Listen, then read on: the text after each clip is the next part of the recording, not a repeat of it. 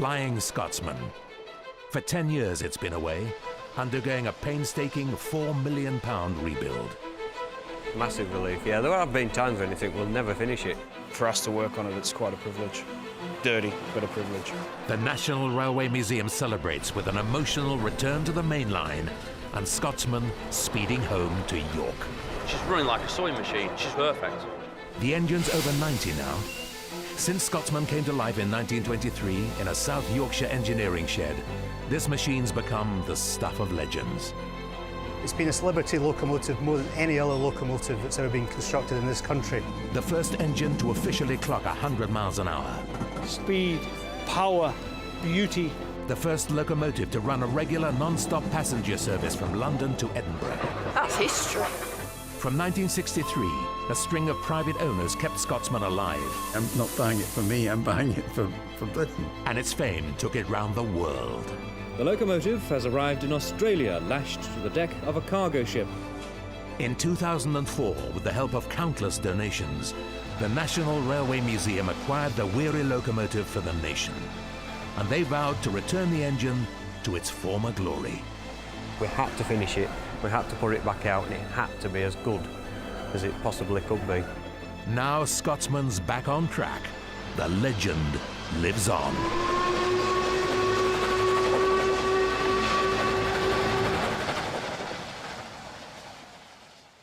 Scotsman is due into the station shortly.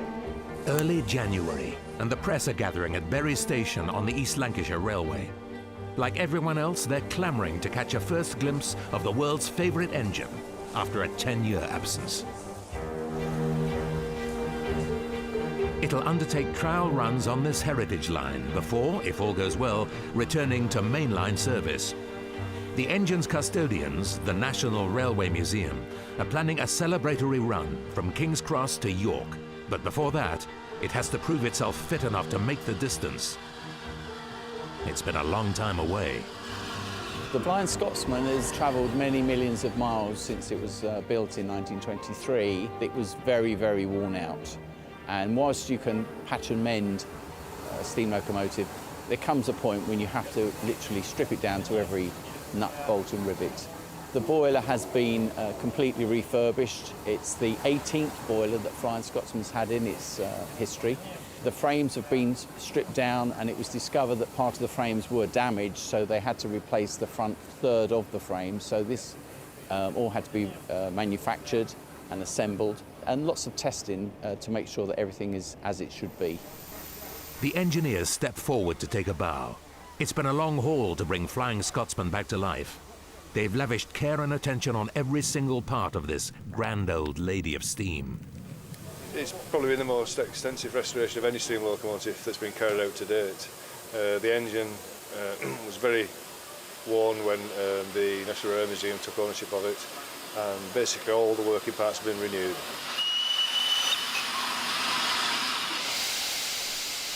For steam enthusiasts, these are sights and sounds that stir the blood. I'm a grown man and I didn't sleep very well last night, such was my excitement. And I think it creates that kind of excitement. I was very tearful when I pulled into the station this morning to see such a great locomotive back. We've not seen it for 10 years. So we've been starved of this great locomotive, and I think we're just so much anticipation to see it back on our UK rails again. Speed, power, beauty. The press have had their sneak preview. Tomorrow, the public will get their chance to ride behind this national treasure.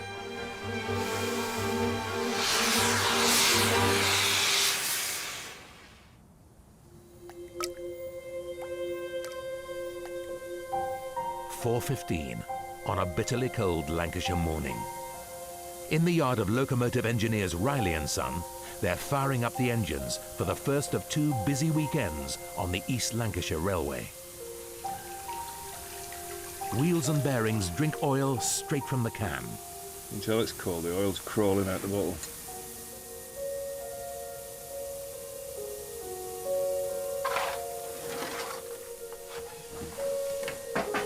It's Jack Johnson's job to put fire in Scotsman's belly. At just 18, he's one of the country's youngest mainline firemen.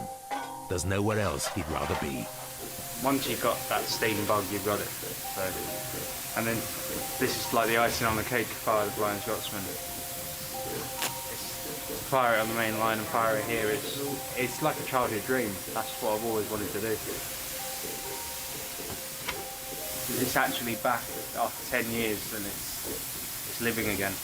It doesn't deserve to be in a museum. It deserves to be out there where everyone can see it. I can't wait to get this thing out on the main line. It's a beast. It's sometimes felt like Scotsman's been dragged kicking and screaming back onto the line. It's been very stubborn, this engine. When I first started back here about a year and a half ago, it was just a scattered piece of parts all over the floor like a big jigsaw puzzle. We've had to cut the whole entire front end off and replace the cylinders and to set the frames up to literally down to the thousandths of an inch to keep everything straight in line has been very complicated, and had to go through a lot of procedures and engineering certification to get it to that point. With such a radical overhaul, some wonder whether much of the original 1923 Scotsman has actually survived. Last 3/4 of the frames are definitely original, and the wheels are all original, and the side rods, and a lot of the parts we've been working on and cleaning up have still had the original stamp numbers on it. The majority of it's original, and the most important thing is its soul is original. No matter how many pieces of material you change in a locomotive, it'll always be that engine. The steam locomotive in particular is a piece of metal, various different forms, ferrous and non-ferrous, but when you put a fire in it, it comes to life, and it takes on a whole different nature.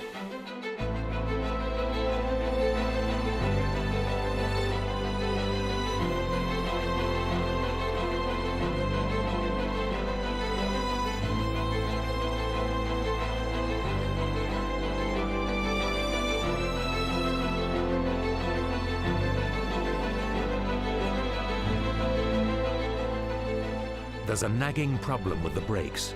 So to be safe, they run a second engine on every train just to assist.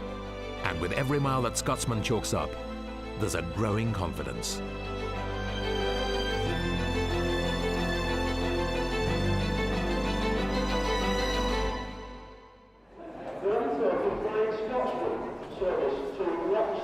As the passenger trials begin, every platform on the East Lancashire Railway is packed.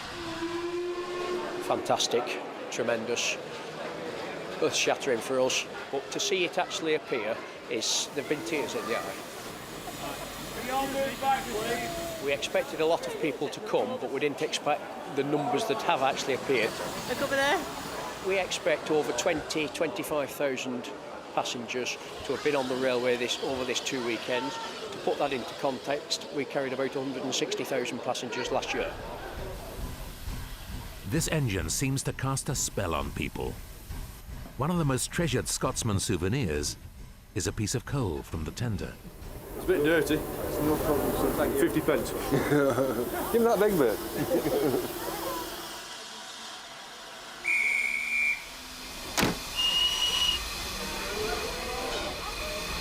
Stay back!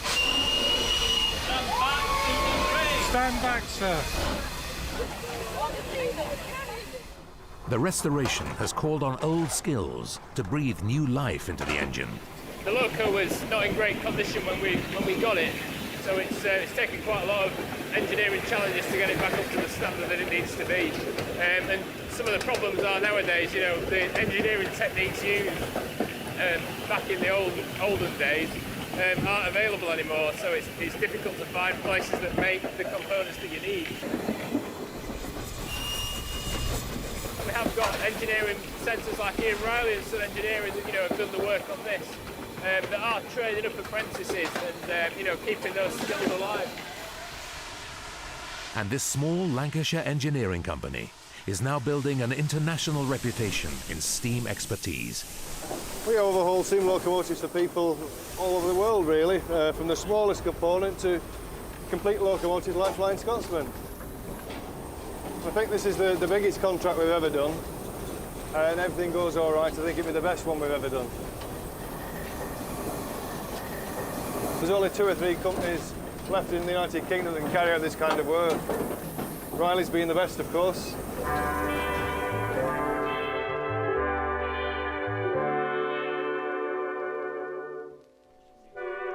Every seat on every train was sold out weeks in advance.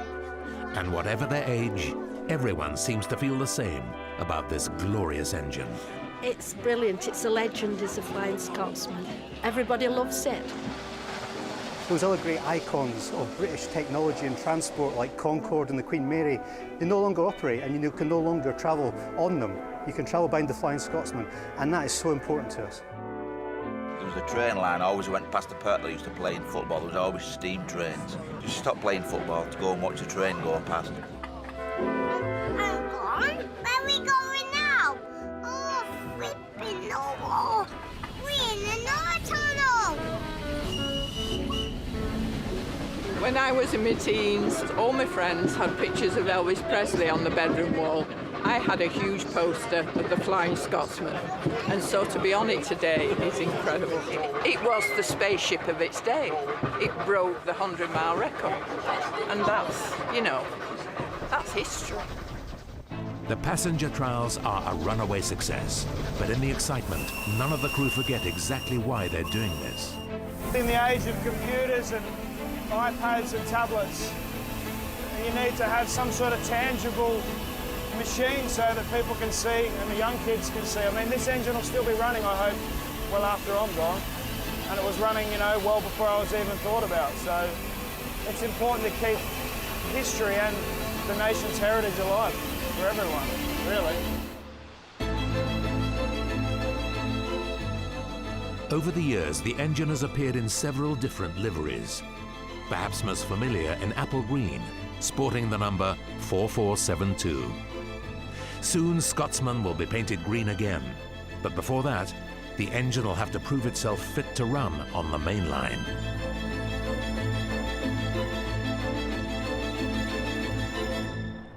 Early February, and Scotsman is finally starting those mainline trials. It's pulling some lucky excursion passengers up the steep inclines from Lancashire to Cumbria, and then returning on the scenic Settle to Carlisle line.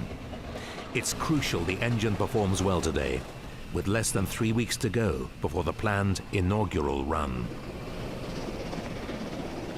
Veteran driver Ron Smith can finally let the thoroughbred stretch its legs, aiming to clock up the maximum allowed, 75 miles an hour. It's starting to feel a lot like the old days.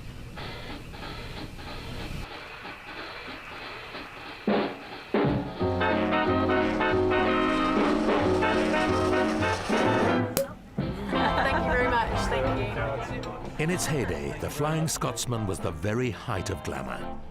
Passengers enjoyed first-class service and all the mod cons, a dining car, a cocktail lounge, even a hairdressing salon.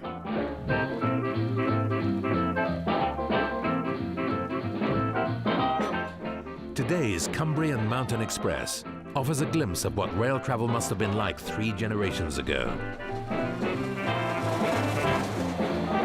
It's less of a picnic by the trackside. Hundreds of steam enthusiasts line the route, frozen to the bone, but glued to the view. You can't believe the amount of people that are standing watching the train come along. They must have been standing there for hours, some of them. Every field seems to have about 10 people in them, even though it's a cold, wet day in February. Why would you stand in a field for half an hour with a 4-year-old child under an umbrella? You're trying to get a glimpse of this past that created the world you live in now. At Carlisle, some have been waiting for hours to see Scotsman glide into Platform 3. It's a reminder of what a draw this black beast can still be. You've only got to see all the people that were at Carlisle when we ran in. I've never seen Carlisle like that ever, and we've been up into Carlisle with some good engines over the years. But I got the shock of my life when I approached Carlisle. And so that tells you the interest that is there. So what it's going to be like on its inaugural run, I do not know. Ron spent his life around steam engines. It's in his family's blood. He started his career while Scotsman was still in service, and it's not the first time their paths have crossed. I've been on the footplate since 1961, July. And actually, I did work on this engine in 62, before she went out of traffic in '63. And my father and my grandfather were both drivers, all on the same engine, worked on it. So 3 of us have now worked on this engine. My father always thought A3s were better than anything, really. In fact, it's a shame he's still in here because he'd be quite impressed, Yeah, very proud. A bit choked, actually.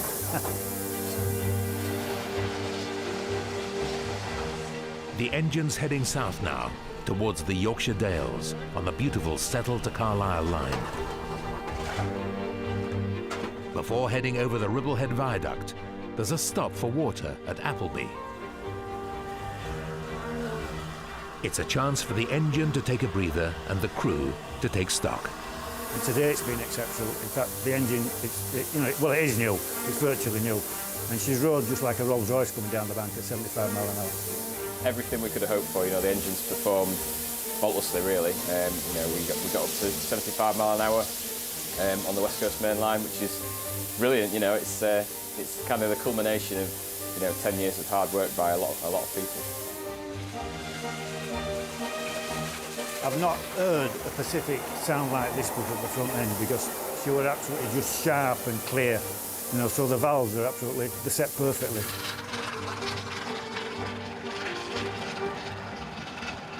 There's lots of really lovely engines out there that run on this line, at speed, but Scotsman evokes memories in a way those don't.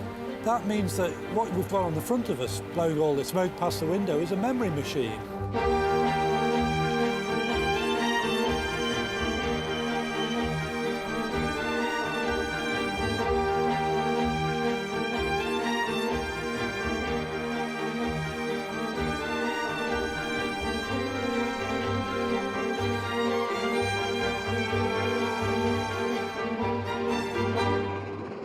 If you could have a penny for everybody who watched her and everybody who took a photograph, you could afford to overhaul her once every 2 years. Sir William McAlpine knows all about overhauls. He footed the bill for 2 of them during the 23 years he owned Scotsman. Sir William bought the engine from the previous owner, Alan Pegler, in 1973, rescuing it from San Francisco, where it had ground to a halt at the end of an ill-fated tour of the States. It was an unexpected chance to save Scotsman, having to make his mind up straight away or risk the engine never returning. It was wham bang, if you want this locomotive, say yes tomorrow. I had the money, I had the opportunity, and there wasn't any time. It was an instant decision. But I thought, well, here's a 2 British icon, and not buying it for me, I'm buying it for Britain. And so I said yes. I never really felt I owned the engine. I'd be going along and I'm sitting in the fireman's seat and I'm wondering, what on earth am I doing here? I own this engine, I actually own it, but I don't feel I own it. I feel I've just got it in trust for the nation.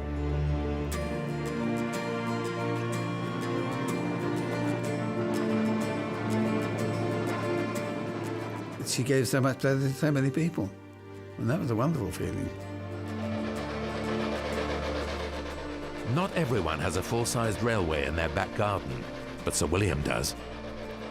It's a love of railways that's coloured his life, something he believes he shares with the great British public. Of course, we did invent them, and we hadn't had railways, we couldn't have an industrial revolution. Didn't have an industrial revolution, we never had an empire. So, we own lots of railways, and if you can rescue some of these things, it's a wonderful thing to do. Definitely look back with fondness. I love her. And it's wonderful to be able to enjoy her without having the responsibility of paying the bills. Even with the constraints of the modern world, I hope she can continue running for a long, long time.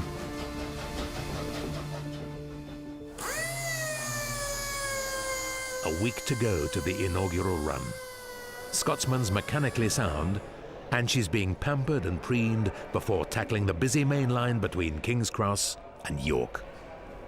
We're in good shape. I mean, we've proved the engine now. You know, it's done 1,000 miles, got 1,000 miles under its belt, both on preserved railways and now on the main line too. So we know that the engine does perform. It can, you know, haul large trains over steep gradients, and now we're just looking forward to the run up from London. They've brought in a team of craftsmen to make the engine look its very best. Scotsman will be painted in the livery she was in when she left British Rail service in 1963. It's a challenging job, done in a very traditional way.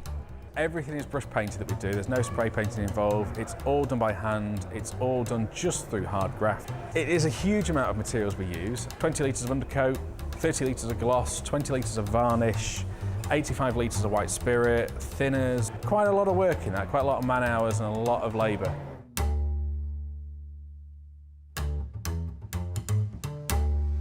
Proud, very much. I think, you know, we've done a lot of high-profile jobs in our time, but this is the absolute icing on the cake. This is a pinnacle of a career. From this point, you can stand back, and as a family, I can say to my kids, we painted that. We have painted the world's most famous locomotive.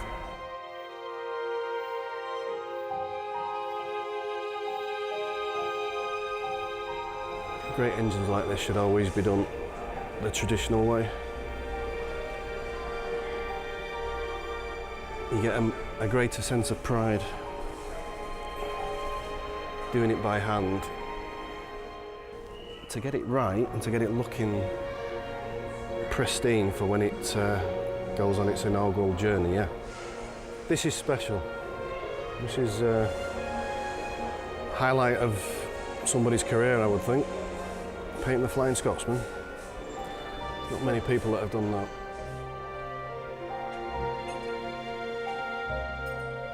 It gives a great sense of job satisfaction.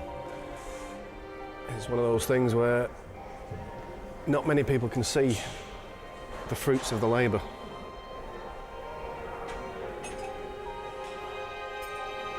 There's still only a handful of signwriters that have ever done it, and I'm one.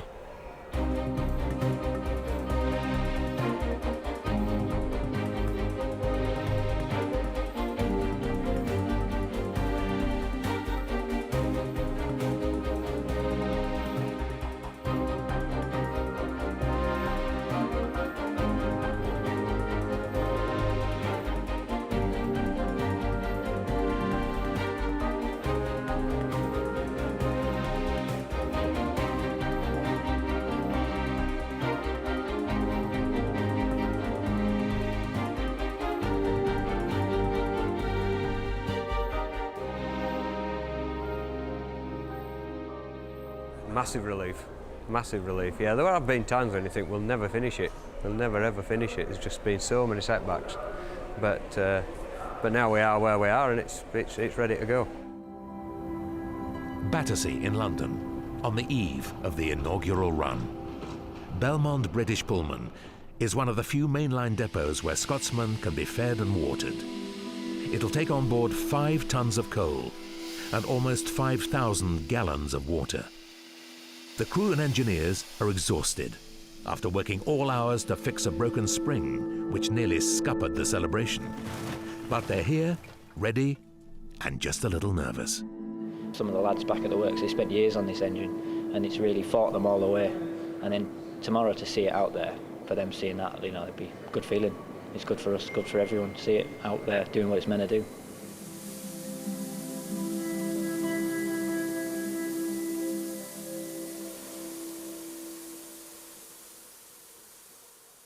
King's Cross.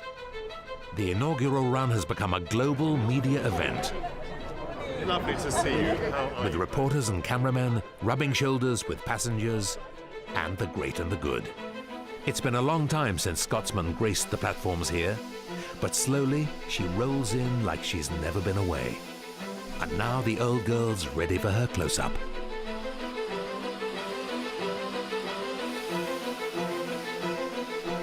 It's the start of an epic 200-mile journey, which will need 5 hours and 2 footplate crews to get the train to York.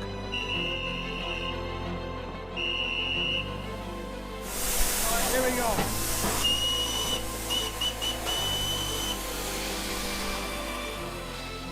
There's hundreds here to see Flying Scotsman head home, and there'll be thousands more lining the route.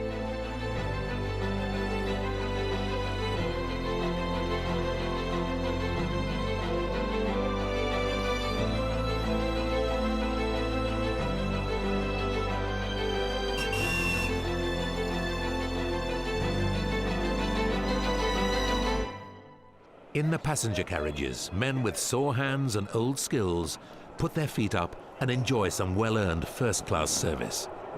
It's the end of a 10-year struggle. Cinderella didn't want to go to the ball, but we were determined Cinderella was going, you know, whether she were kicking her legs or not. And here she is today. She's running like a sewing machine, you know, that is it. You know, she's sweet, she sounds sweet, everything's running at the right temperatures, just perfect.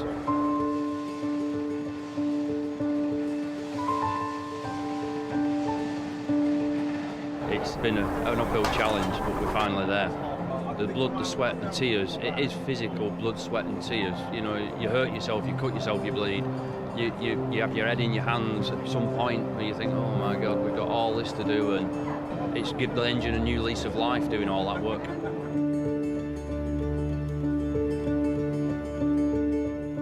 Alan Pegler saved Scotsman from the breaker's yard in 1963. Today's run is a poignant journey for his daughter. It is absolutely wonderful. I just hope that my dad is looking down. This is what he wanted, for people to go on enjoying the engine, and the fact that it's going afterwards to the museum is fantastic, because it'll be enjoyed now for generations to come, which is really what he wanted. He would be very, very happy. Through Doncaster now, where Scotsman began life all those years ago. A survivor against all the odds. It was originally built in this country, and it was rebuilt in this country to retain the Flying Scotsman forever and ever and ever.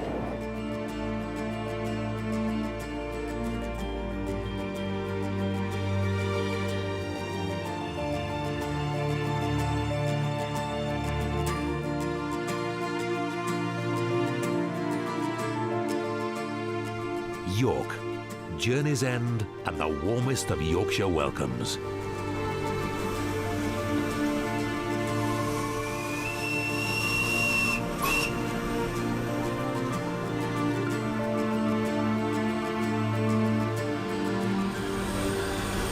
Good. Just happy won't we are?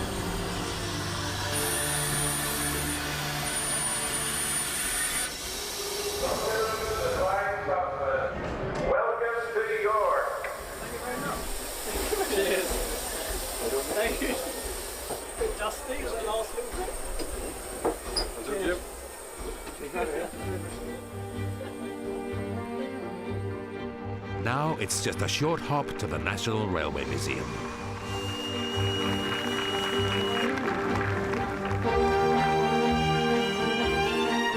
Flying Scotsman is finally home.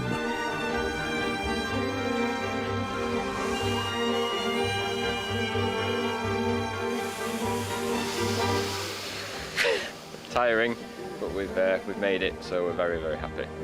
We've sort of overcome the odds this week, and you know, got the engine ready, got it up here on the front of the train, so very relieved, but content and happy as well.